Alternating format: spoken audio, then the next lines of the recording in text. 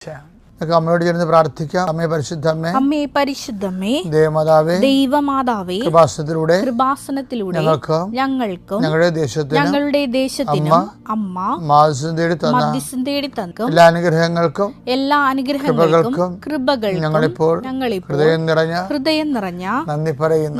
അമ്മേ പരിശുദ്ധമ്മേ, ദൈവമാതാവേ, 2004 ഡിസംബർ 7 തീയതി ഉച്ചകഴിഞ്ഞ് 2:30 കൃപാസനത്തിൽ സംഭവിച്ച അമ്മയുടെ പ്രത്യക്ഷപ്പെടലിനെ കുറിച്ച് തിരുസഭയ്ക്ക് സമർപ്പിച്ചിരിക്കുന്ന പഠനരേഖകളുടെ മേൽ സഭാത്മകമായ പഠനം ആരംഭിക്കുവാൻ ഞങ്ങൾ പ്രാർത്ഥിക്കുന്നു.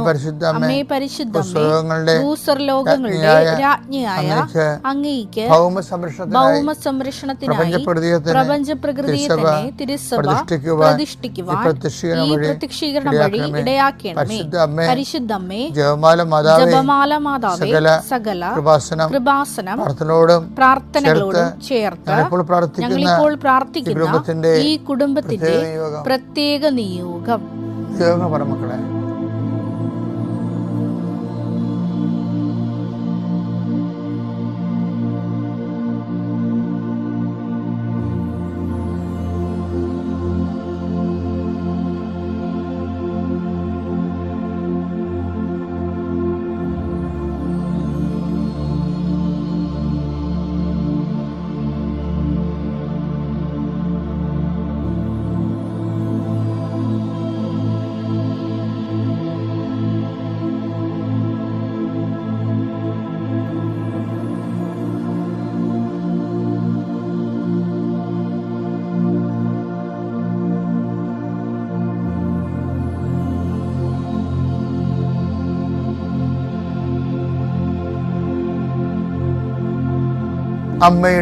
അമ്മയുടെ പ്രത്യക്ഷീകരണത്തിന്റെ അനുഗ്രഹവേളയിൽ ഞങ്ങൾക്ക് സാധിച്ചു തരുവാൻ കനിയണമേ. വിശ്വാസ പ്രമാണം.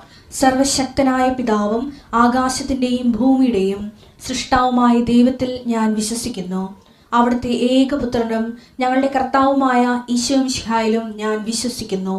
ഈ പുത്രൻ പരിശുദ്ധാത്മാവിനാൽ ഗർഭസ്ഥനായി കന്യകാമറിയത്തിൽ നിന്ന് പിറന്ന് പൊന്തിയോസ് പീലാത്തോസിന്റെ കാലത്ത് പീഡകൾ സഹിച്ച് കുരിശിൽ തറയ്ക്കപ്പെട്ട് മരിച്ച് അടക്കപ്പെട്ട് പാതാളങ്ങളിൽ ഇറങ്ങി മരിച്ചവരുടെ ഇടയിൽ നിന്ന് 3-ാം നാൾ ഉയർത്ത് സ്വർഗത്തിലേക്ക് എഴുന്നള്ളി സർവശക്തിയുള്ള പിതാവായ ദൈവത്തിന്റെ വലതുഭാഗത്തിരിക്കുന്നു.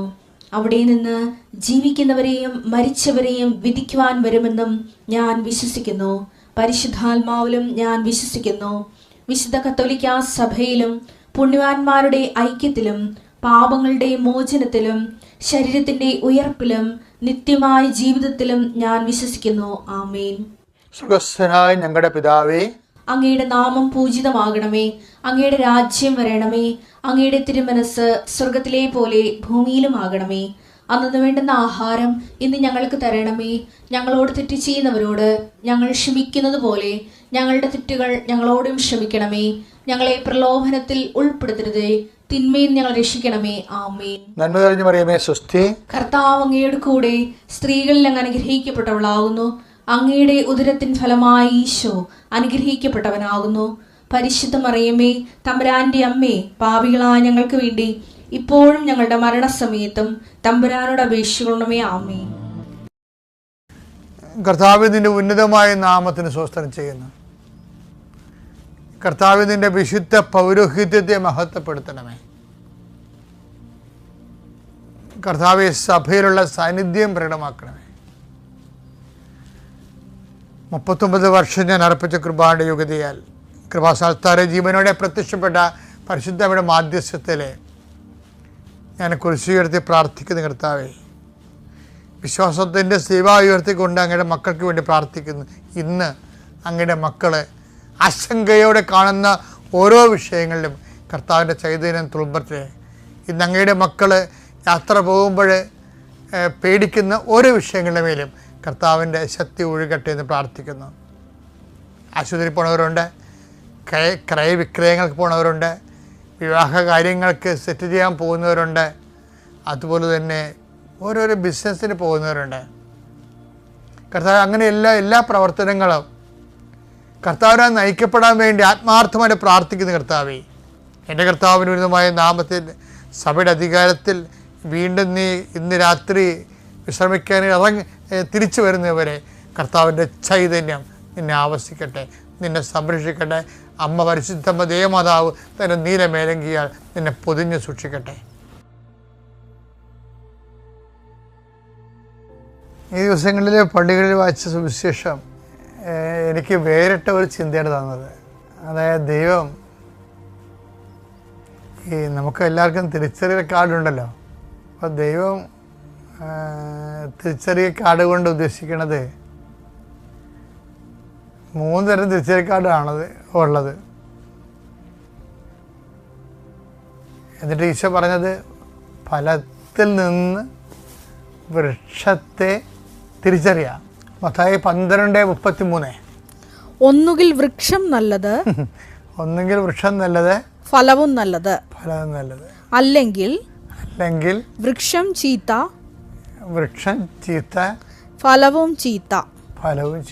എന്തെന്നാൽ ഫലത്തിൽ നിന്നാണ് വൃക്ഷത്തെ മനസ്സിലാക്കുന്നത്. ലൂക്കാ 6:44 ഇതിന്റെ ഒരു വിശദാംശങ്ങളുണ്ട്. പറഞ്ഞ വായിച്ച ഓരോ വൃക്ഷവും ഫലം കൊണ്ട് തിരിച്ചറിയപ്പെടുന്നു. മുൾച്ചെടിയിൽ നിന്ന് അത്തിപ്പഴമോ ഞെരിഞ്ഞിലിൽ നിന്ന് മുന്തിരിപ്പഴമോ ലഭിക്കുന്നില്ലല്ലോ. ഇവിടെ ഒരു കൺഫ്യൂഷൻ വരുന്നുണ്ട്. ആൾക്കാരുടെ സ്വഭാവത്തിൽ മിക്സഡ്. ചില കാര്യത്തിൽ നല്ലതായിരിക്കും, ചില കാര്യത്തിൽ മോശമായിരിക്കും. ഇപ്പം ചില ആൾക്കാർ നമ്മൾ ഇൻട്രൊഡ്യൂസ് പറയുമ്പോൾ നമ്മൾ പറയും നല്ല ഭൂതദയുള്ള ആളാണ്, വിനയമുള്ള ആളാണെന്നൊക്കെ പറയും, നമുക്ക് കൊണ്ടു നടക്കാമെന്നൊക്കെ പറയും. പക്ഷെ വേറൊരാൾ പറയും അവനെ അടുപ്പിക്കാൻ കൊള്ളാതെന്ന് പറയും. അപ്പോൾ നമ്മളിപ്പോൾ പ്രായോഗിക ജീവിതത്തിൽ എന്താ കാണുന്നത്? ഒരു വൃക്ഷത്തിൽ തന്നെ പലതരം പഴങ്ങളാണ്. വിഷപ്പഴങ്ങളും ഉണ്ട്, വിശപ്പിന് പറ്റിയ പഴങ്ങളും ഉണ്ട്. പക്ഷെ ഒരു കുഴപ്പമെന്ന് വെച്ച് കഴിഞ്ഞാൽ സുവിശേഷത്തിൻ്റെ ഒരു നിലപാടെന്ന് വെച്ചാൽ ഇങ്ങനെയുള്ള അഡ്ജസ്റ്റ്മെൻറ്റ്, പകുതി കൊള്ളാം പകുതി കൊള്ളത്തില്ല, അങ്ങനൊരു സാധനം സുവിശേഷം അഡ്മിറ്റ് ചെയ്യണില്ല. നമ്മുടെ എല്ലാവരുടെയും ഒരു തെറ്റിദ്ധാരണ ഇതാണ്. അതുകൊണ്ടാണ് നിങ്ങളുടെ സംസാരം ഒന്നെങ്കിൽ യേസ് ആയിരിക്കണം അല്ലെങ്കിൽ നോയ് ആയിരിക്കണം എന്ന് ഈശോ പറയും. മത്തായി 5:37 നിങ്ങളുടെ വാക്ക് അതെ അതെ എന്നോ അതെ എന്നോ അല്ല അല്ല എന്നോ ആയിരിക്കട്ടെ.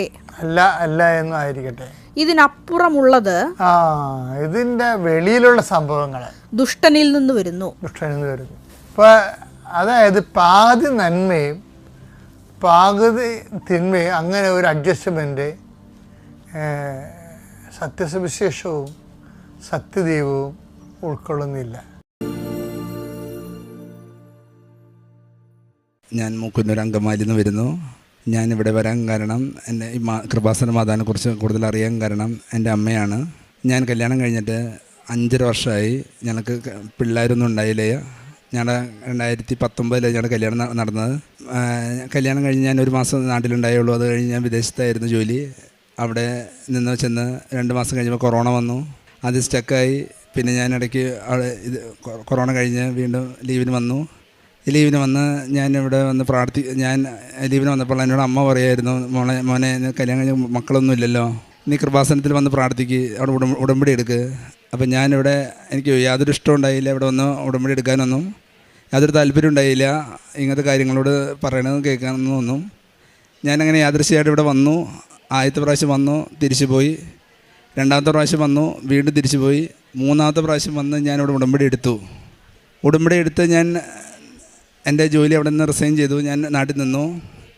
എനിക്ക് യാതൊരു രീതിയിലും ഒരു പിള്ളേരില്ലാത്തതിൻ്റെ ഒരു ബുദ്ധിമുട്ടുകൾ, വിഷമങ്ങൾ, ഞങ്ങളുടെ ജീവിതത്തിലുള്ള തർക്കങ്ങൾ എല്ലാമായിരുന്നു.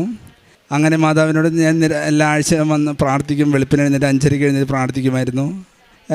യൂട്യൂബിൽ പ്രാർത്ഥന, ജോസഫ് അച്ഛൻ്റെ പ്രാർത്ഥന കേൾക്കുമായിരുന്നു.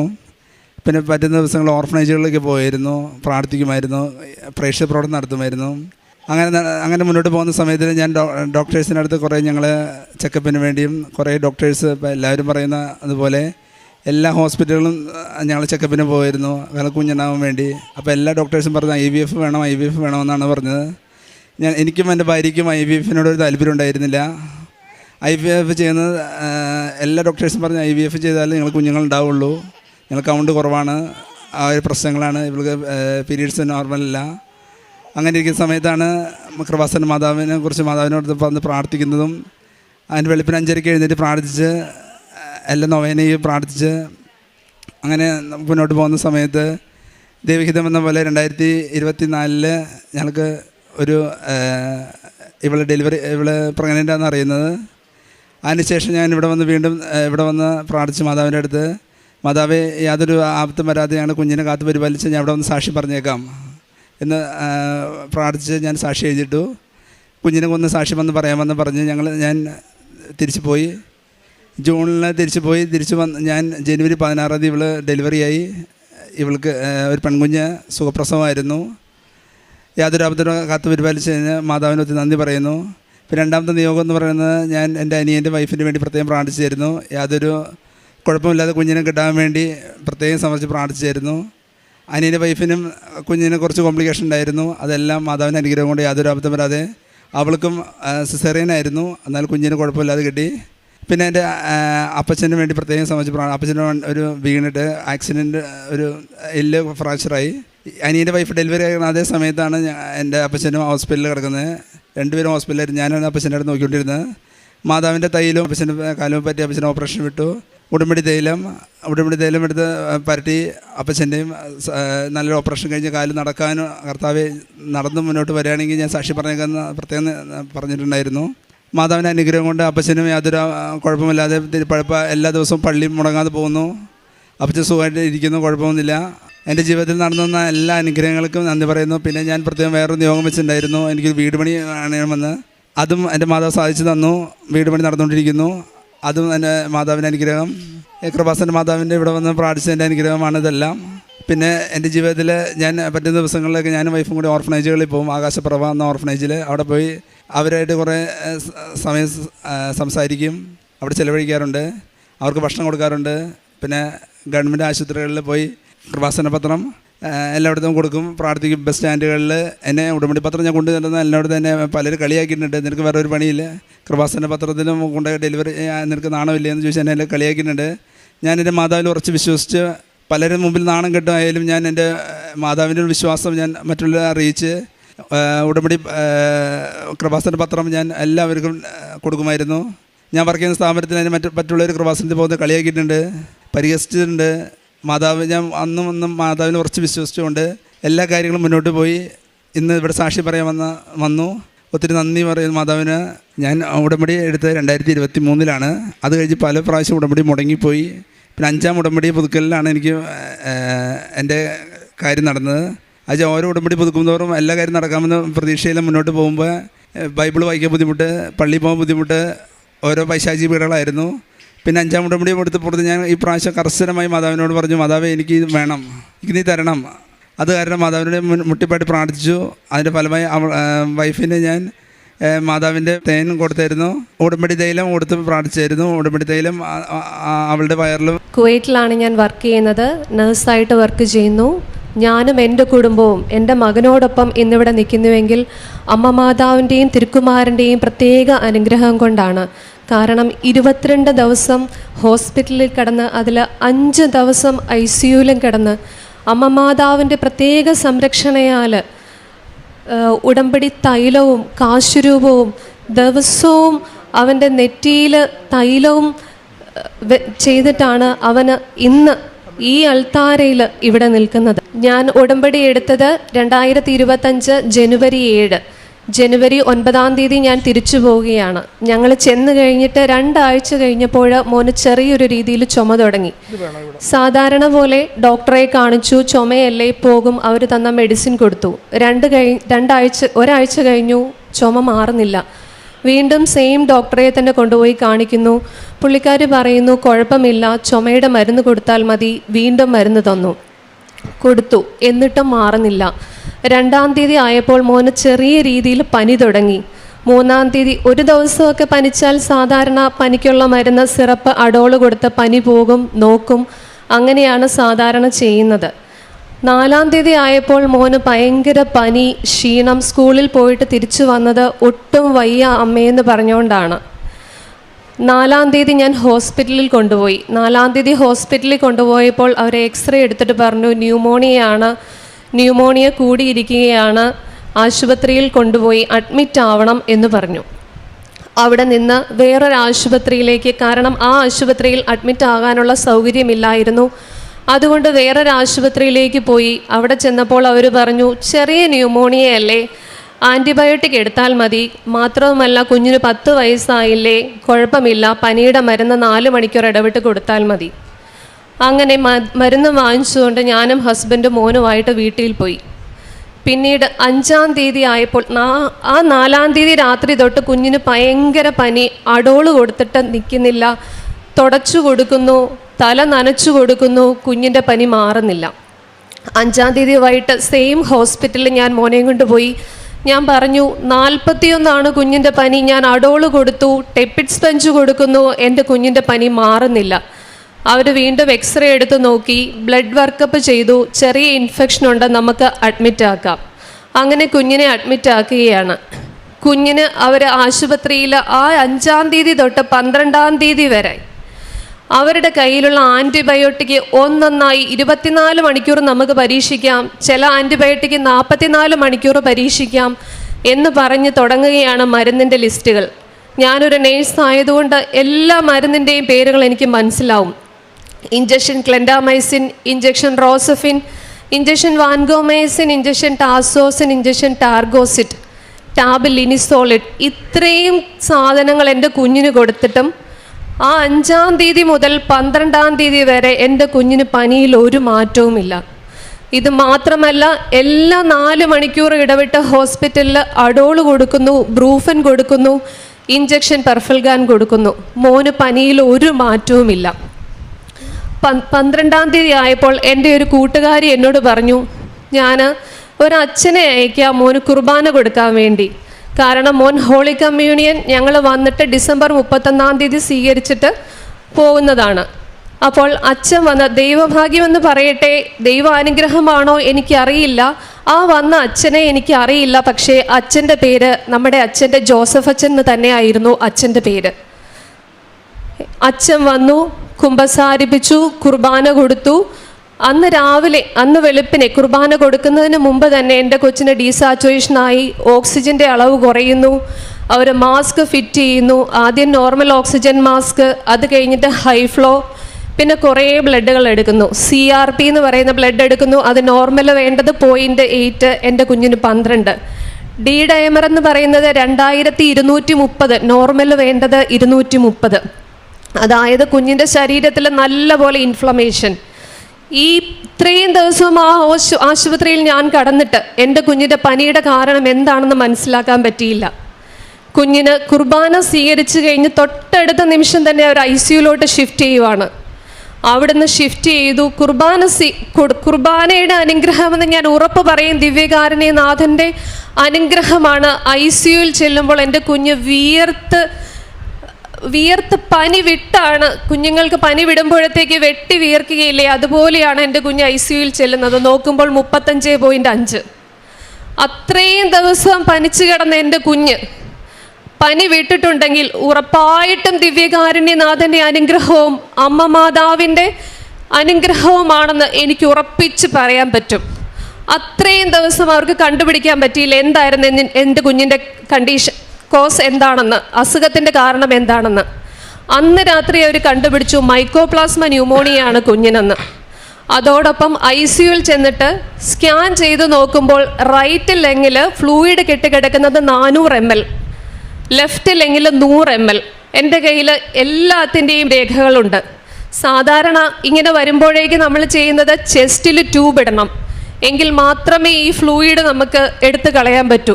ഞാൻ അമ്മ മാതാവിനോട് പ്രാർത്ഥിച്ചു, അമ്മ മാതാവേ, എല്ലാവർക്കും ഉടമ്പടി ചെയ്തിട്ട് നീ അത്ഭുതങ്ങൾ കാണിക്കുന്നു, ഒരത്ഭുതം എനിക്ക് കാണിച്ചു തരണമേ. ഞാൻ ഉടമ്പടി എടുത്തിട്ട് കുറച്ച് നാളുകളെ ആയുള്ളൂ, 1 മാസം കംപ്ലീറ്റ് ആയില്ല. ജനുവരി 7-ാം തീയതിയാണ് ഞാൻ ഉടമ്പടി എടുത്തിട്ട് പോകുന്നത്. ഞാൻ എൻ്റെ കയ്യിലുള്ള തൈലം കുഞ്ഞിൻ്റെ 2 ലങ്സിലും പുരട്ടിക്കൊടുക്കും. ഉടമ്പടിയുടെ കാശ് രൂപം ആർക്കും മാറരുതെന്നാണ് അച്ഛൻ പറഞ്ഞിരിക്കുന്നത്. പക്ഷേ ഇതെൻ്റെ സ്വന്തം മോനല്ലേ, ഞാൻ അവൻ്റെ കഴുത്തിൽ ഇട്ടുകൊടുത്തു. എൻ്റെ അമ്മ മാതാവേ, എൻ്റെ ഈശോപ്പായെ കാത്തുകൊള്ളണമേ.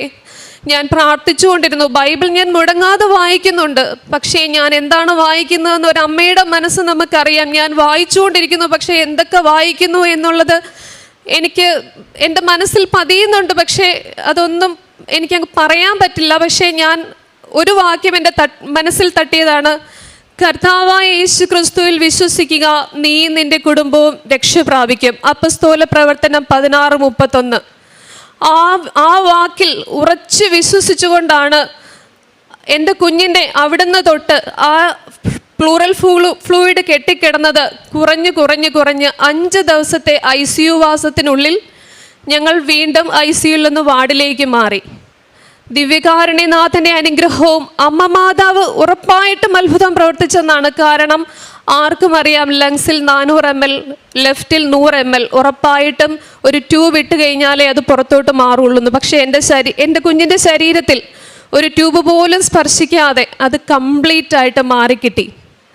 പിന്നീടും 10 ദിവസം കൂടെ ആശുപത്രിയിൽ കിടന്ന് ആൻറ്റിബയോട്ടിക് എടുത്ത് അങ്ങനെ 22 ദിവസത്തെ ഹോസ്പിറ്റൽ വാസത്തിനുള്ളിൽ ഇന്ന് എൻ്റെ കുഞ്ഞ് ഇവിടെ നിങ്ങളുടെ മുന്നിൽ നിൽക്കുന്നുണ്ടെങ്കിൽ എനിക്ക് ഉറപ്പായിട്ടും പറയാൻ പറ്റും അമ്മ മാതാവിൻ്റെ അനുഗ്രഹമാണെന്ന്.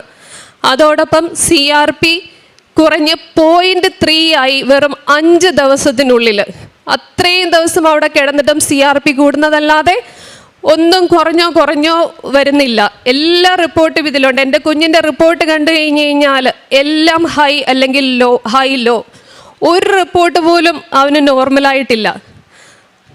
അമ്മ മാതാവിനും ദൈവകുമാരനും എൻ്റെയും എൻ്റെ കുടുംബത്തിൻ്റെയും പേരിൽ വളരെയധികം നന്ദി പറയുകയാണ്. എൻ്റെ ഈ കുഞ്ഞിവിടെ നിൽക്കുന്നുണ്ടെങ്കിൽ ദൈവത്തിൻ്റെ കൃപ കൊണ്ട് മാത്രമാണെന്ന് എനിക്ക് ഉറപ്പിച്ചു പറയാൻ പറ്റും. അന്ന് വരെ എനിക്ക് പല കാര്യങ്ങളും ഏറ്റുപറയാൻ മടിയുണ്ടായിരുന്നു. ഇപ്പോൾ പലരും പറയും ഇത് തട്ടിപ്പാണ്. പക്ഷേ ഞാൻ ഉറച്ചു പറയുന്നു, ഇത് ഒട്ടും തട്ടിപ്പല്ല. നമ്മൾ ഉറച്ചു വിശ്വസിച്ചാൽ മാത്രം മതി.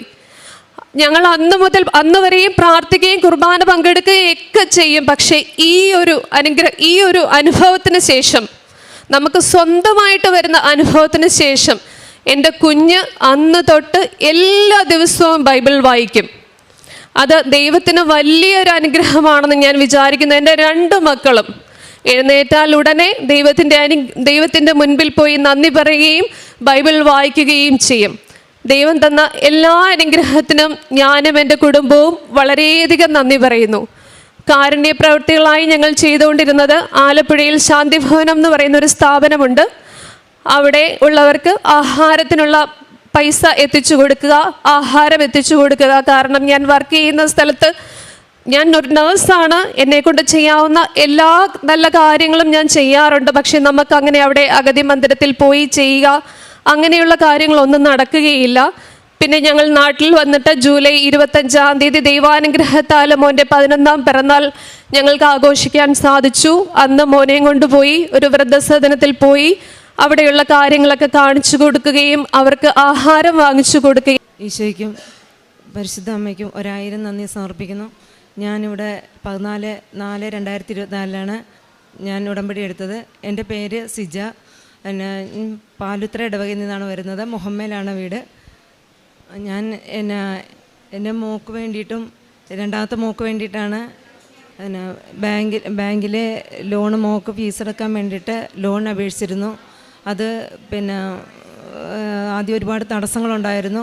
ആ തടസ്സങ്ങളെല്ലാം ഞാൻ ഇവിടുത്തെ മാതാവിൻ്റെ കാശുരൂപവും ഉപ്പും കൊണ്ടുപോയി മാതാവിൻ്റെ ആദ്യം ചെന്ന് ചോദിച്ചപ്പോൾ അവർ സമ്മതിക്കില്ലായിരുന്നു.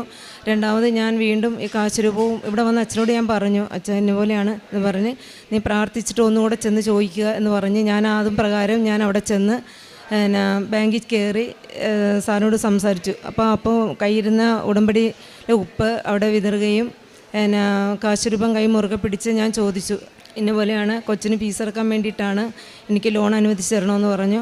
അങ്ങനെ അവർ ആദ്യം സമ്മതിച്ചില്ലെങ്കിലും പിന്നീട് ഞാൻ ഇതിത്രയും പറഞ്ഞിട്ട് ഞാൻ നടക്കത്തില്ല എന്ന് പറഞ്ഞ് ഇറങ്ങി താഴെ വന്ന് കഴിഞ്ഞപ്പം അവിടുന്ന് ആളെ വിട്ട് ഒന്നുകൂടെ കയറി ചെല്ലാൻ പറഞ്ഞു. അതും പ്രകാരം ഞാൻ അവിടെ ചെന്ന് ചെന്നു പിന്നെ ചോദിച്ചപ്പോൾ സാറ് പറഞ്ഞ് ഇന്ന സാധനങ്ങളൊക്കെ ആയിട്ട് പോകാമെന്ന് പറഞ്ഞ് അങ്ങനെ ഞാൻ വന്ന് ഡോക്യുമെൻറ്റ്സ് എല്ലാം എടുത്ത് തിരിച്ചവിടെ കൊണ്ട് ചെന്ന് എഴുത്തിപ്പേക്ക് പ്രമാണത്തിൽ നിലം എന്നുള്ളതാണ് ഇവിടെ വീട് മതിൽ കെട്ടി ചുറ്റും മതിൽ കെട്ടി വലിയ വീടാണ് എങ്കിലും അത് നിലം ആയിട്ട് തന്നെയാണ് കടന്ന് പുരയിടാക്കി കിട്ടിയില്ലായിരുന്നു. അപ്പോൾ സാറ് അത് ലോൺ എടുത്തിരുന്ന ഇത് തന്നെയായിരുന്നു. പക്ഷേ ആദ്യത്തെ ലോണൊന്നും കിട്ടിയിട്ട് ഇത്തരം പ്രശ്നം ഉണ്ടായില്ല.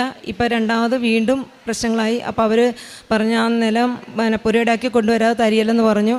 അങ്ങനെ വീണ്ടും ഞാനിവിടെ വന്ന് ഒരുപാട് സങ്കടപ്പെട്ടത് ഇനി ആ ഫീസ് അടക്കാൻ എന്നെക്കൊണ്ട് സാധിക്കില്ലല്ലോ, എന്ത് ചെയ്യുമെന്ന് ഓർത്ത് അങ്ങനെ വിഷമിച്ചിരുന്നപ്പോഴത്തേക്ക്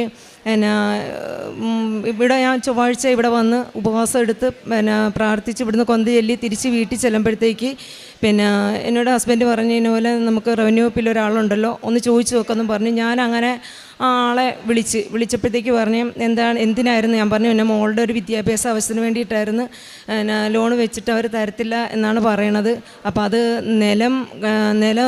പുരയുടെ നിലം എന്നുള്ളത് പുരയുടെ ആക്കി കിട്ടണം എന്നാലേ തരുവുള്ളൂ എന്ന് പറഞ്ഞ് ഞാനത് വീണ്ടും ഇവരോട് ഈ കാര്യങ്ങളെല്ലാം പറഞ്ഞപ്പോൾ ഇവർ പറഞ്ഞു കൃഷി ഓഫീസിൽ ചെല്ലുക, അവിടെ ചെന്ന് സാറിനെ കണ്ട് സംസാരിച്ചിട്ട് അവിടെ നിന്നൊരു പേപ്പർ വാങ്ങിച്ച് വില്ലേജിൽ നിന്ന് അവിടെ നിന്നൊരു പേപ്പർ വാങ്ങിച്ച് തരാൻ പറഞ്ഞു. അങ്ങനെ ഞാൻ പെട്ടെന്ന് എന്നെ ഈ അന്നേരം തന്നെ ഓടി അവിടെ കൃഷി ഓഫീസർ ചെന്നപ്പം സാറ് പറഞ്ഞു നാളെ വരാം, ഇന്ന് നടക്കില്ല. അപ്പോൾ ഇതെല്ലാം എൻ്റെ ഈ കാശ് രൂപം എൻ്റെ മാതാവിൻ്റെ കാശ് രൂപം കയ്യിലുണ്ട്, ഉപ്പും എൻ്റെ കയ്യിലുണ്ടായിരുന്നു. അതുമായിട്ടാണ് ഞാൻ പോയത്. അവൻ ഒറ്റയ്ക്ക് തന്നെയാണ് പോയത് അവിടെ നിന്ന്. പക്ഷേ ഒരു മടിയും കൃഷി ഓഫീസർ പറഞ്ഞില്ല. സാറ് പിറ്റേന്ന് വന്നോളാമെന്ന് പറഞ്ഞെങ്കിലും ഞാനിവിടെ വന്ന് പുള്ളിക്കാരിയെ വിളിച്ച് പറഞ്ഞപ്പം പറഞ്ഞ് വില്ലേജ് ഓഫീസർ എനിക്ക് പരിചയമുള്ളതാണ്, ഞാൻ അവരോട് സംസാരിച്ചോളാം എന്ന് പറഞ്ഞ് അങ്ങനെ പിറ്റേന്ന് നേരം വെളുത്തപ്പോൾ തന്നെ ഞാൻ ചെന്ന് കൃഷി ഓഫീസറെ കൊണ്ടുവന്ന് സ്ഥലമെല്ലാം കാണിച്ചു കഴിഞ്ഞപ്പോഴത്തേക്ക് പറഞ്ഞ് എന്തുകൊണ്ട് ബാങ്കിൽ നിന്ന് തരുന്നില്ല, നിങ്ങൾക്ക് ഇവിടെ വീടാണല്ലോ പുരയിടായി കിടക്കുകയാണല്ലോ, പിന്നെ എന്താ തരാത്തത് എന്ന് ചോദിച്ച് ഞാൻ പറഞ്ഞു എനിക്കറിയില്ല, അവർ ഇത്രയും നാളും ഒരു കുഴപ്പമില്ലായിരുന്നു, പിന്നെ ഇത് തരാതിരിക്കാനുള്ളൊരു തടസ്സമാണോ എന്നും എനിക്കറിയില്ല എന്ന് പറഞ്ഞു. അന്നേരവും ഞാൻ ഒരുപാട് സങ്കടപ്പെട്ടാണ് ഈ ഓടുന്നെങ്കിലും സാറ് പറഞ്ഞ് അവർക്ക് ഇത് നോക്കിയിട്ടല്ല തന്നെ പിന്നെ എന്തുകൊണ്ട് അങ്ങനെ പറയണമെന്ന് പറഞ്ഞ് പിന്നെ എന്താണെങ്കിലും വില്ലേജ് ഓഫീസിലോട്ട് ഞാൻ എഴുതി കൊടുത്തോളാം എന്ന് പറഞ്ഞ് അങ്ങനെ സാറ് പോയി. പിറ്റേന്ന് അന്ന് തന്നെ ഞാൻ ഉരിച്ച് കഴിഞ്ഞപ്പോഴത്തേക്ക് വില്ലേജ് ഓഫീസിൽ ചെന്നപ്പം ഞാൻ ചെല്ലുന്നതിന് മുമ്പ് തന്നെ റവന്യൂ വകുപ്പിൽ നിന്ന് വില്ലേജ് ഓഫീസിലേക്ക് സാറിനെ വിളിച്ച് എൻ്റെ ഈ കാര്യം സംസാരിച്ചിരുന്നു. കാരണം വിദ്യാഭ്യാസ ആവശ്യത്തിനാണ് വെച്ചിരുന്നെങ്കിലും അവിടെ ചെന്നപ്പോൾ മാതാവിൻ്റെ ഇടപെടലുകൊണ്ടായിരിക്കാം അവർ എന്നോട് പറഞ്ഞു ഇവിടെ 10-30 അപേക്ഷയാണ് ഇവിടെ വന്ന് കിടക്കുന്നത്, ഇത്ര പെട്ടെന്ന് സാധിച്ചു തരാൻ പറ്റും തോന്നില്ല എന്നാണ് ആദ്യം അവർ പറഞ്ഞത്. അത് കഴിഞ്ഞപ്പോഴത്തേക്ക് ഓഫീസർ പറഞ്ഞു എന്നെ റവന്യൂ വകുപ്പിൽ നിന്ന് വിളിച്ചിരുന്നു, ഇന്ന പോലെയാണ് ഞാൻ നോക്കട്ടെ എന്ന് പറഞ്ഞു. ഞാൻ പറഞ്ഞു സാറേ ഇന്ന പോലെയാണ്, എന്നോട് പറഞ്ഞിരുന്നു, അവിടെ നിന്ന് വിളിച്ച് പറഞ്ഞിട്ടുണ്ട്, ഞാൻ എന്തായാലും നോക്കട്ടെ വിളിക്കാമെന്ന് പറഞ്ഞു. അത് കഴിഞ്ഞ് ഞാൻ പുറത്തോട്ട് ഇറങ്ങിയ സമയത്ത് വേറൊരു സാറ് വന്നിച്ച് പറഞ്ഞു ഇങ്ങോട്ട് വാന്ന് പറഞ്ഞു എന്നെ വിളിച്ചു. എന്നിട്ട് സാറ് പെട്ടെന്ന് തന്നെ ആ പേപ്പറുകളെല്ലാം അതെന്തുകൊണ്ടാണ് അത്രയും പെട്ടെന്ന് എനിക്ക് ചെയ്തതെന്ന് എനിക്ക് തന്നെ അത്ഭുതമായി പോയി. ഇവർ പെട്ടെന്ന് ഈ സാധനങ്ങളെല്ലാം റെഡിയാക്കി പറഞ്ഞു നാളെ ഒരു 11 മണിയാകുമ്പോൾ വണ്ടി വിട്ടേരും ഞങ്ങൾ വന്നേക്കാമെന്ന് പറഞ്ഞു. ഞാനങ്ങനെ പിറ്റേന്ന് നേരം വെളുത്തൊരു 10-10:45 തന്നെ വണ്ടി അവിടുന്ന് വിട്ട് അവിടെ ഓഫീസിൽ ചെന്ന് അവിടുന്ന് വില്ലേജ് ഓഫീസറും സാറും 2-3 പേരുണ്ട്, അവരന്ന് വീട്ടിൽ വന്ന് അവർ അളക്കണമല്ലോ, ഈ നിലം എന്നുള്ളത് അളക്കണമല്ലോ. അങ്ങനെ അളക്കാൻ വേണ്ടിയെല്ലാം വന്ന് അളന്ന് പെട്ടെന്ന് തന്നെ എല്ലാവരെല്ലാം ചെയ്തുകൊണ്ട് നിൽക്കുമ്പം തന്നെ കളക്ടർ ഓഫീസ് അവിടുന്ന് ഡെപ്യൂട്ടി കളക്ടർ അവിടെ വിളിച്ചിട്ട് പറഞ്ഞു എന്തായി അവിടെ പോയാൽ പെട്ടെന്ന് സാധിച്ചു വന്നപ്പം ഇവർ വില്ലേജ് ഓഫീസർ എന്നോട് ചോദിക്കുക ഇത് എവിടെ നിന്നൊക്കെയാണ് റെക്കമെൻഡ് വന്നതെന്ന്. ഞാൻ സത്യം പറഞ്ഞാൽ എനിക്ക് തന്നെ അറിയാൻ മേലായിരുന്നു. എനിക്ക് സന്തോഷമാണോ സങ്കടമാണോ എന്തെന്ന് അറിയില്ല. ഒരു മനുഷ്യൻ പോലും നമുക്ക് റെക്കമെൻഡ് ചെയ്യാനോ സഹായിക്കാനോ ആരും ഇല്ലാഞ്ഞിട്ട് പോലും ഇവിടെ വന്ന് പ്രാർത്ഥിച്ചതിൻ്റെ ഫലമായിട്ട് മാത്രമാണ് എനിക്കിത് സാധിച്ചു കിട്ടിയെന്ന് എന്നെ ഉറച്ചു വിശ്വസിക്കുകയാണ് ഞാൻ. അവിടെ നിന്ന് സാറിനോട് ഇങ്ങോട്ട് ചോദിക്കുന്നു ഇത്രയും ഇതൊക്കെ ഡോക്യുമെൻറ്റ്സ് ഇവിടെ ഇരിക്കുമ്പോൾ നിങ്ങളുടെ മാത്രം എന്താ ഇത്ര പെട്ടെന്ന് ഇത് ആരാ വിളിച്ച് അമ്മനെ പറയാം എനിക്കറിയില്ല, ഞാൻ ആരും വിളിച്ച് പറഞ്ഞിട്ടൊന്നുമില്ല, എനിക്കറിയില്ല എന്ന് പറഞ്ഞു. എന്താണേലും സാറ് പെട്ടെന്ന് തന്നെ എല്ലാം അളന്ന് ഓഫീസിൽ പോയി കഴിഞ്ഞിട്ട് എന്നോട് പറഞ്ഞു ഒരു ഉച്ചയാകുമ്പോൾ അങ്ങോട്ട് വന്നേരെന്ന് പറഞ്ഞു. ഞാൻ പെട്ടെന്ന് തന്നെ ഊണൊക്കെ കഴിഞ്ഞ് പെട്ടെന്ന് അവിടെ അപ്പം ഞാൻ ഹസ്ബൻഡിനോട് പറയുകയും ചെയ്തു എന്തൊരു അത്ഭുതമല്ല. അപ്പം എൻ്റെ ഹസ്ബൻഡിൻ്റെ അമ്മയും പറഞ്ഞു ഇതാരാ. ഞാൻ പറഞ്ഞു എനിക്കറിയില്ല അമ്മ ആരാണ് എന്താണെന്ന് പറയും. ഞാൻ റവന്യൂ വകുപ്പ് മാത്രമേ പുള്ളിക്കാരോട് മാത്രമേ ഞാൻ പറഞ്ഞുള്ളൂ. ഇനി അവർ മുഖാന്തരമാണോ മാതാവിൻ്റെ ഇടപെടലാണ്. സത്യം പറഞ്ഞാൽ ഈ കാശ് രൂപ എൻ്റെ കയ്യിൽ നിന്ന് ഞാനത് മാറ്റിയിട്ടില്ല. അത്രയും പോലും ഞാനിത് പെട്ടെന്ന് ചെന്ന് വില്ലേജ് ചെന്ന് ഈ കാര്യങ്ങളെല്ലാം പെട്ടെന്ന് തന്നെ സാധിച്ചു കിട്ടി. അവിടുന്ന് അതും കൊണ്ട് ഞാൻ അക്ഷയ ചെന്ന് അവിടുന്ന് എഴുതിയപ്പോഴത്തേക്ക് പറഞ്ഞു സാധനം അവിടുന്ന് തന്നെ പേപ്പർ പെട്ടെന്ന് തന്നെ അവർ 3-4 മണിക്ക് മുമ്പ് പേപ്പർ കിട്ടി. ആ പേപ്പറുമായിട്ട് ബാങ്കിൽ ചെന്നപ്പോഴത്തേക്ക് അവർ പറഞ്ഞത് വില്ലേജ് ഓഫീസർ ഒരു സൈൻ വാങ്ങിച്ചുകൊണ്ട് വന്നാൽ മതിയെന്നാണ് പറഞ്ഞത്. പക്ഷെ അവർ നോക്കിയപ്പം റവന്യൂ വകുപ്പിൽ നിന്ന് എനിക്ക് മൊത്തം, അതായത് നിലം പുരയിടാക്കി മൊത്തം പേപ്പറും എൻ്റെ കയ്യിൽ കിട്ടി. എനിക്ക് കരമടച്ച് വരെയും കിട്ടിയിരിക്കുകയാണ്. അതൊരു ഭയങ്കര അത്ഭുതം. ഞാൻ ഈ പേപ്പർ വാങ്ങിക്കാൻ വേണ്ടി ഇത് വില്ലേജ് ഓഫീസിൽ ചെന്ന് ഈ അക്ഷയ പേപ്പറും കൊണ്ട് അവിടെ ചെന്നപ്പോഴത്തേക്ക് സാറ് പറഞ്ഞ് അവിടെ മറ്റുള്ള ഓഫീസർമാരാണ് ഇത് നടക്കത്തില്ല എന്ന് പറഞ്ഞെങ്കിൽ ഞാൻ അവിടെ ചെന്നപ്പോൾ ചോദിച്ചു, സാറേ അത് നടന്നോ? പിന്നെ ഭയങ്കര ഒരു അത്ഭുതമായിപ്പോയില്ല. അപ്പോൾ വില്ലേജ് ഓഫീസറായി പറയണത് ഭയങ്കര ഒരു അത്ഭുതമായിപ്പോയി, ഇതെങ്ങനെ സാധിച്ച് എന്ന് എന്നോട് ചോദിക്കുന്നു. ഞാൻ പറഞ്ഞു എനിക്കറിയില്ല, ഞാനിങ്ങനെ ഒരു ഇത് പറഞ്ഞെന്ന് മാത്രമേ ഉള്ളൂ, ബാക്കിയൊന്നും എൻ്റെ ഇടപെടലല്ല, മാതാവിൻ്റെ ഇടപെടൽ തന്നെയാണ്. ഞാൻ അന്നേരം ഇവിടുത്തെ കാര്യങ്ങളെല്ലാം പറഞ്ഞു. ഞാൻ ഇത് നടക്കാതെ ബാങ്കിൽ ലോൺ നടക്കാതെ വന്നപ്പോൾ ഞാൻ ഒരുപാട് സങ്കടപ്പെട്ട് ഞാൻ വിഷമിച്ച് ഇനി എന്ത് ചെയ്യും, എൻ്റെ കുഞ്ഞിൻ്റെ പഠിത്തം പാതി വഴിയായി പോകുമല്ലോ, അങ്ങനെയെല്ലാം വിഷമിച്ചിരിക്കുമ്പോഴാണ് ഞാൻ കൃപാസനത്തിൽ വന്ന് ഇവിടെ സംസാരിച്ചു, പ്രാർത്ഥിച്ചു. അച്ഛൻ പറഞ്ഞു ഒന്നുകൂടി ചെല്ലെന്ന് പറഞ്ഞു. ആ പ്രകാരമാണ് ഞാൻ ചെന്നത്. ഈ കാശുരൂപം കൊണ്ട് മാത്രം ഞാൻ അവരെ കാണിച്ചിട്ട് അമ്മ ഈ കാശുരൂപം കൊണ്ടാണ് ഞാൻ ചെന്നത്. മാതാവിൻ്റെ ഭയങ്കര, അപ്പോൾ അവർ ചോദിച്ചു ഞാൻ ഒരുപാട് കേട്ടിട്ടുണ്ട് ഇങ്ങനെ എന്നൊക്കെ അവർ പറഞ്ഞു. ഞാൻ പറഞ്ഞ് ഭയങ്കര ഒരു അത്ഭുതമാണ് എൻ്റെ ജീവിതത്തിൽ, ഞങ്ങൾക്ക് ഇപ്പോൾ ഇത് 3ാമത്തെ അനുഭവമാണ് ഈ കിട്ടുന്നതെന്ന് പറഞ്ഞു. അങ്ങനെ അവിടെ നിന്ന് പറഞ്ഞ് വീട്ടിൽ വന്നു. പിറ്റേന്ന് തന്നെ എനിക്ക് പൈസ റെഡിയായി ഞാൻ കൊടുത്തു.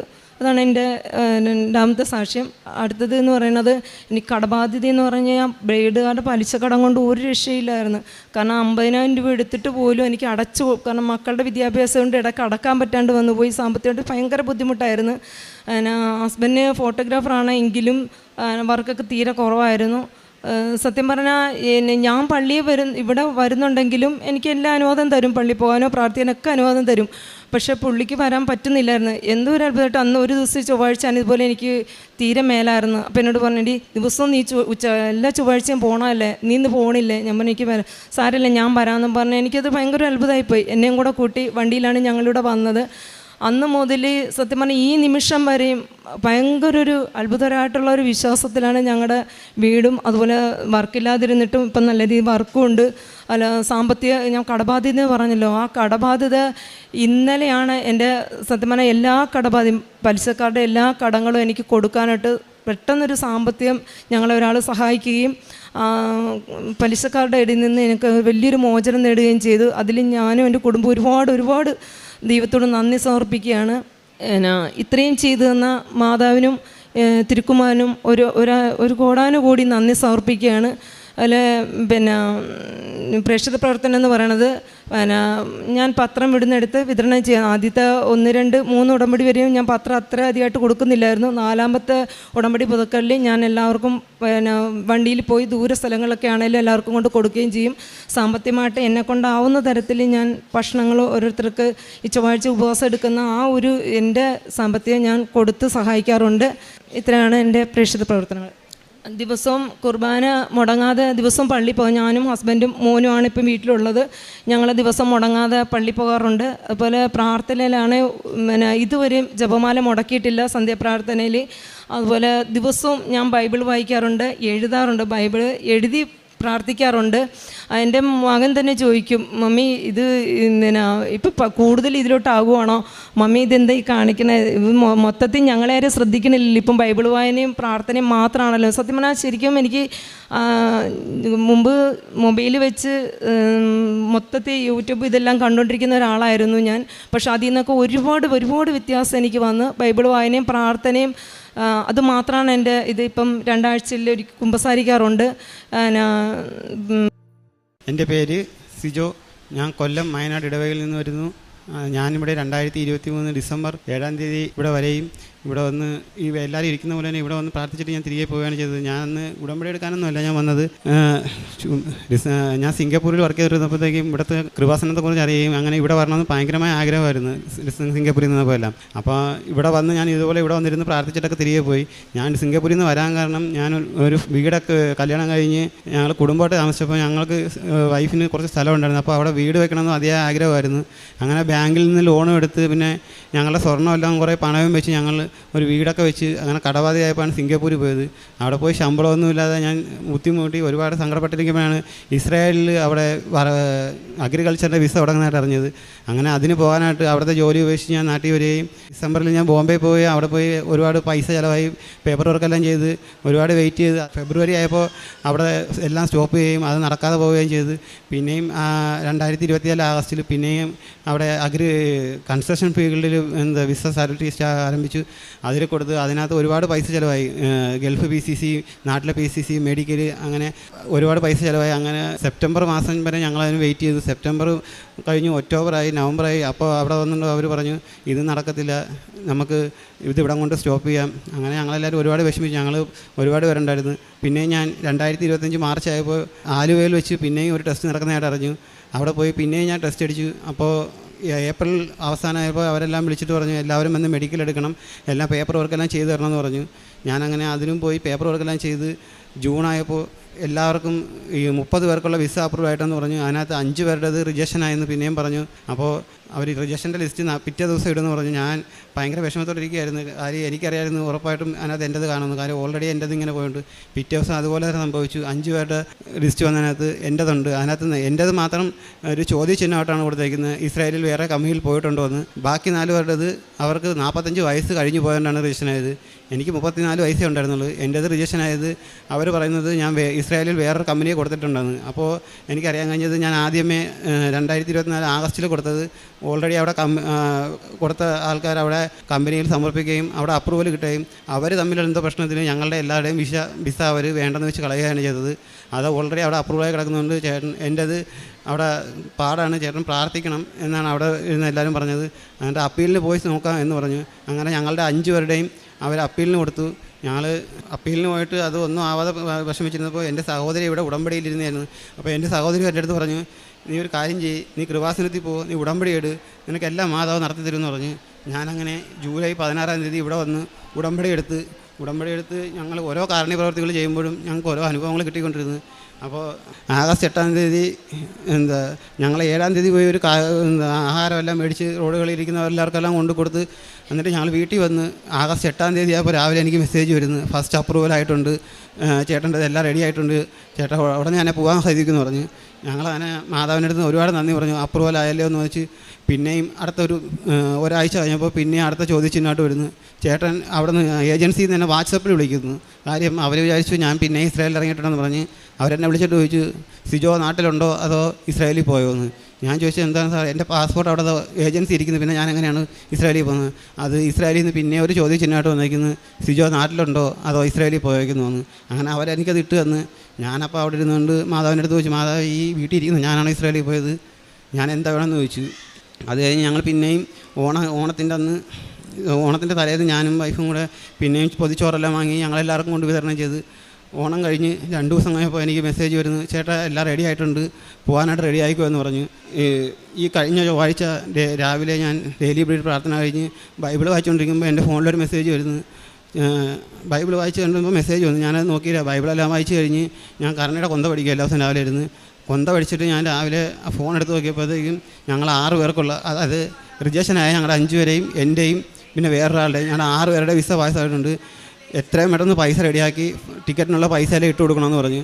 ഞാനങ്ങനെ ഞങ്ങൾ വീട്ടിൽ നിന്നും വൈഫിൻ്റെ ബാക്കിയുള്ള സ്വർണ്ണമെല്ലാം കൂടെ കൊണ്ട് പണയം വെച്ച് ഞങ്ങൾ പൈസ കൊണ്ടടച്ച് ഇന്ന് എൻ്റെ കയ്യിലിരിക്കുന്ന ഈ ടിക്കറ്റ് ഞാൻ ഇന്ന് അവിടെ പോയി ട്രാവൽസിൽ പോയി മേടിച്ചുകൊണ്ട് വരികയാണ്. എൻ്റെ ടിക്കറ്റും വിസയാണിത്. അമ്മ മാതാവും തിരുക്കുമാരനും എനിക്ക് നടത്തി തന്ന ഈ കാരുണ്യപ്രവർത്തികൾ ഞാനിവിടെ സമർപ്പിച്ച എൻ്റെ നിയമങ്ങളെല്ലാം എനിക്ക് നടത്തി തന്നു. ഞാൻ ജൂലൈ 16-ാം തീയതിയാണ് ഞാനിവിടെ വന്ന് ഉടമ്പടി എടുത്തത്. അത് 2 മാസം സെപ്റ്റംബർ 16-ാം തീയതി ഞാൻ അവിടെ ഇറങ്ങും ഇസ്രായേലിൽ. ഞാൻ ഉടമ്പടി എടുത്ത് 2 മാസം തികയുന്നതിൻ്റെ അന്ന് തന്നെ ഞാൻ ഇസ്രായേലിൽ ഇറങ്ങും. പ്രേക്ഷിത പ്രവർത്തനമായിട്ട് ഞാനിവിടെ വന്ന് 2 മാസവും ഞാൻ വന്ന് പത്രം വാങ്ങിക്കൊണ്ടുപോയി നമ്മൾ അക്രൈസ്തവരായ എല്ലാവർക്കും വീടുകളിലും പിന്നെ ദേവാലയങ്ങളിൽ വരുന്ന അക്രൈസ്തവർക്ക് എല്ലാവരും ഞങ്ങൾ കൊണ്ടുപോയി കൊടുക്കാറുണ്ട്. കാരുണ്യ പ്രവർത്തികളായിട്ട് ഞങ്ങളുടെ വീടുകളിൽ വരുന്നവർക്കാണെങ്കിലും ഞങ്ങൾ പുറത്ത് വെച്ച് കാണുന്നവർക്കായിരിക്കും ഞങ്ങളുടെ മുമ്പിൽ വരുന്നവരും എല്ലാം ഞങ്ങൾ കാശായിട്ടാണെങ്കിലും ആഹാരത്തിൻ്റെ ആയാലും ഞങ്ങൾ ചെയ്ത് കൊടുക്കാറുണ്ട്. പിന്നെ ഞാനിവിടെ ഒന്ന് ഉടമ്പടി എടുത്തപ്പോഴത്തേക്കും എല്ലാവരും എൻ്റെ അടുത്ത് കൂട്ടുകാരന്മാരെല്ലാം എന്ന് പറയും ഈശോമിശിഹായെ സ്തുതിക്കട്ടെ. എന്നെ കളിയാക്കി കൊണ്ടാണ് പറയുന്നത് ഈശോമിശിഹായെ സ്തുതിക്കട്ടെ എന്ന് പറയും. കാര്യം ഇത്രത്തോളം ഞാൻ കിടന്ന് അഹങ്കരിച്ച് മദ്യപാനം ഡെയിലി ജോലി കഴിഞ്ഞ് വരും മദ്യപിക്കാൻ പോകും. ഇതായിരുന്നു എൻ്റെ ഹോബി. ഞാൻ വീട്ടിൽ എൻ്റെ ഭാര്യ അടുത്തും മക്കളടുത്തും മോളുടെ അടുത്തും ഇരിക്കുന്നതിനെക്കാട്ടും കൂടുതലിരിക്കുന്നത് മദ്യപിക്കാൻ കൂട്ടുകാരുടെ അടുത്താണ്. ഇന്ന് ഈ 2 മാസമായി ഞാൻ അതെല്ലാം പൂർണ്ണമായിട്ട് ഉപേക്ഷിച്ച് ഞാൻ എൻ്റെ കൂട്ടുകാരടുത്ത് പറയുന്നത്, നിങ്ങൾക്ക് ഒരാവശ്യം വരുമ്പോൾ നിങ്ങൾ അവിടെ പോയിരിക്കും, നിങ്ങളിപ്പോൾ പരിഹസിക്കുന്നത് നാളെ നിങ്ങളത് വിഷമത്തോടെ തന്നെ പറയും. പിന്നെ അതുപോലെ തന്നെ എൻ്റെ മോൾക്ക് ഞാൻ ഈ ഉടമ്പടി എടുക്കുന്നതിന് 6 മാസം മുമ്പ് വരെയും എല്ലാ ദിവസവും ഞാനും ഭാര്യയും ഇവിടെ ഉറങ്ങാൻ കിടക്കുമ്പോൾ രാത്രിയാകുമ്പോൾ കൈവേദന കാലുവേദന, ഞങ്ങൾ എല്ലാ ദിവസവും കൈയും കാലും തടയി കൊടുക്കണം. അപ്പോൾ ഡോക്ടറെ അടുത്തുകൊണ്ട് കാണിച്ചപ്പോൾ ഡോക്ടർ പറഞ്ഞത് കാൽസ്യത്തിൻ്റെ കുറവാണ് എന്ന് പറഞ്ഞു. പക്ഷേ മരുന്ന് കൊടുക്കുന്ന ഒന്നും കുറവില്ല. എല്ലാ ദിവസവും രാത്രിയാകുമ്പോൾ മോൾക്ക് കാലുവേദന വരും. ഞങ്ങൾ എല്ലാ ദിവസവും മോളുടെ കാല് തടയി കൊടുത്തുകൊണ്ടിരുന്ന് ഞാൻ ഇവിടെ വന്ന് ഉടമ്പടി എടുത്തുകൊണ്ട് പോയി. ജൂലൈ 16-ാം തീയതി ഇവിടെ വന്ന് ഉടമ്പടി എടുത്ത് 17-ാം തീയതി ഇവിടുത്തെ തൈലം എടുത്ത് മോളുടെ കാലിലും കയ്യിലും തേച്ച് ഇന്ന് 2 മാസം ആകാൻ പോകുന്നു. ഇതുവരെ എൻ്റെ മോൾക്ക് കാലിൽ കയ്യോ വേദന വന്നിട്ടില്ല. പിന്നെ അതുപോലെ എൻ്റെ പപ്പായ്ക്ക് നിനക്ക് മുട്ടുവേദന ഉണ്ടെന്ന് പറഞ്ഞാൽ ഞാൻ ഞങ്ങളുടെ പപ്പായ്ക്ക് വേണ്ടി പ്രാർത്ഥിച്ചിട്ടുണ്ട്. പപ്പായ്ക്ക് ഇപ്പം ഒരുപാട് കുറവുണ്ട്. ഞാൻ എല്ലാ ദിവസവും പ്രാർത്ഥിക്കാൻ. പിന്നെ അതുപോലെ തന്നെ ഏറ്റവും വലിയൊരു സന്തോഷം എന്ന് പറഞ്ഞു കഴിഞ്ഞാൽ എൻ്റെ കൂടെ പോകാൻ നിൽക്കുന്ന ഒരു ചേട്ടൻ ഞാൻ എന്നോട് വിളിച്ചിട്ട് പറഞ്ഞു, സിജോ എൻ്റെ കാര്യം നടക്കത്തില്ലെന്ന് തോന്നുന്നു, 45 വയസ്സായിട്ട് റിജക്ഷനായി പോയതാണ്. അപ്പോൾ ചേട്ടനെടുത്ത് ചോദിച്ചു എന്ത് ഒരു ചേട്ടാ? അപ്പോൾ ചേട്ടൻ പറഞ്ഞു, സിജോ എൻ്റെ ലാഭപ്പാട് 2 ലക്ഷം രൂപയുള്ളൂ, ഇനി 3 ലക്ഷം രൂപ ഞാൻ എവിടെ നിന്ന് ഒപ്പിക്കണമെന്ന് അറിയില്ല. സ്വന്തക്കാരടുത്തും ബന്ധുക്കാരടുത്തും എനിക്കറിയാവുന്ന എല്ലായിടത്തും ഞാൻ ചോദിച്ചു, ആരും തരുന്നില്ല. ഇസ്രായേലിലോട്ടെന്ന് പറയുമ്പോഴത്തേക്ക് ഒട്ടും തരുന്നില്ല. കാര്യം ചോദിച്ചപ്പോൾ പറയുന്നത് അവിടെ യുദ്ധങ്ങൾ നടക്കുകയല്ലേ, അവിടെ പോയിട്ട് നിനക്ക് എന്തെങ്കിലും പറ്റി കഴിഞ്ഞാൽ പൈസ ആര് തിരിച്ചു വരുമെന്നാണ് ചോദിക്കുന്നത് എന്നാണ് പറഞ്ഞത്.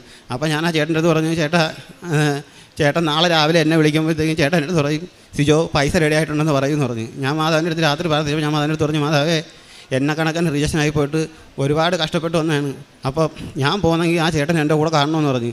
രാവിലെ ഡെയിലി ഇവിടെ പ്രാർത്ഥനയ്ക്ക് ഞാൻ മാതാവിൻ്റെ അടുത്ത് പറഞ്ഞു, മാതാവേ ആ ചേട്ടൻ എന്നെ വിളിക്കുമ്പം ആ സന്തോഷ വാർത്ത എൻ്റെ അടുത്ത് പറയണമെന്ന് പറഞ്ഞു. അതുപോലെ തന്നെ ഞാനും വൈഫും കടയിൽ നിന്നപ്പോൾ ചേട്ടൻ വിളിക്കുന്നു, സിജോ നിൻ്റെ നാക്ക് പൊന്നാണ്, എനിക്ക് ഒരാൾ 5 ലക്ഷം രൂപ തന്ന് സഹായിച്ചെന്ന് പറഞ്ഞു. ഞാൻ പറഞ്ഞു, ചേട്ടാ ഞാൻ ഇന്നലെ രാത്രി ഇന്ന് രാവിലെയും എനിക്ക് വേണ്ടിയല്ല ഞാൻ പ്രാർത്ഥിച്ചത്, ചേട്ടന് വേണ്ടിയാണ് പ്രാർത്ഥിച്ചത്. അപ്പോൾ ചേട്ടൻ പറഞ്ഞു, ഒരുപാട് സന്തോഷിച്ചോ, എൻ്റെ കുടുംബക്കാർ പോലും എൻ്റെ അടുത്ത് ഇതാണൊക്കെ സമാധാനത്തിൻ്റെ രീതിയിൽ സംസാരിച്ചില്ല. നീ എൻ്റെ അടുത്ത് പറഞ്ഞു എന്നിട്ട് ഞാൻ പറഞ്ഞു, ചേട്ടാ എൻ്റെ നാക്കല്ല, അത് മാതാവ്, ഞാൻ കൃപാസനത്തിൽ പോയി ഉടമ്പടി എടുത്തിരിക്കുന്ന ആളാണ്, ഞാൻ മാതാവിൻ്റെ അടുത്ത് പ്രാർത്ഥിച്ചേണ്ട ഇതായിട്ടാ ചേട്ടന് കിട്ടിയെന്ന് പറഞ്ഞു. ഇന്ന് രാവിലെ ട്രാവൽസിൽ വന്നപ്പോഴും ആ ചേട്ടനും വൈഫും അവിടെ ഇരുന്ന് എല്ലാവരെയും കണ്ടിട്ടും ഓടി വന്ന് എൻ്റെ അടുത്ത് വന്നിട്ട് എൻ്റെ കൈ തന്നിട്ട് ഒരുപാട് സന്തോഷത്തോടെ സംസാരിച്ചപ്പോൾ ഞാൻ മാതാവിനടുത്ത് ഞാൻ പറഞ്ഞു, ചേട്ടാ ഞാൻ ഇനി ഇവിടെ നിന്ന് പോകണം, എനിക്ക് നേരത്തെ എൻ്റെ അടുത്ത് പറഞ്ഞു ഒരുമിച്ച് പോകാമെന്ന് പറഞ്ഞു. ഞാൻ പറഞ്ഞു, ഇല്ല ചേട്ടാ ഞാൻ ഈ ട്രാവൽസിൽ നിന്ന് നേരെ പോകേണ്ട കൃപാസനത്തിലാണ്, അവിടെ പോയി സാക്ഷ്യം പറഞ്ഞിട്ട് ഞാൻ വീട്ടിൽ പോത്തോളം എന്ന് പറഞ്ഞിട്ടാണ് ഞാൻ അവിടെ നിന്ന് പെട്ടെന്ന് ഓടി വന്നത്. ഈശോയ്ക്കും തിരുക്കുമാരനും ഒരുപാട് തന്നെ ഞങ്ങൾക്ക് തന്നെ ഇത് ഞങ്ങളുടെ കടബാധ്യതകൾ തീർക്കാൻ വേണ്ടി എനിക്ക് ഇസ്രായേലിൽ പോകാനായിട്ട് ഞാൻ ഒരുപാട് ശ്രമിച്ചെങ്കിലും ഈ ഇവിടെ വന്ന് പോകണമെന്നായിരുന്നു അമ്മയുടെ നിയോഗം. ഞാൻ ഇവിടെ വന്നു 2ാമത്തെ